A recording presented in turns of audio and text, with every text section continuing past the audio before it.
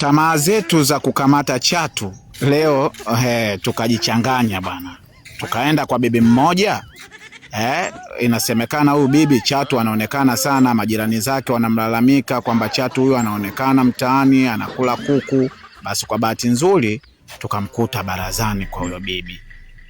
Nikamwambia mwanangu achukue video hapo wakati tunamkamata ili tupate kuwapostia. Basi we baba we. Haya unampeleka wapi hivyo vitu? Unampeleka wapi? Mama, huyu chatu ni hatari sana na sisi hawa tuna kazi nao. Kwa hiyo umemkuta pale anafanya kazi gani? Na mimi vile na kazi naye huyo. Yaani wewe una kazi na huyu? Na kazi naye. Kwa nini umchukue? Je, vipi? Unakuja tu nyumbani kwa watu unachukua vitu vya watu kwa sababu gani? Mama, una kazi na huyu chatu? Na kazi naye huyo chatu. Na kazi naye.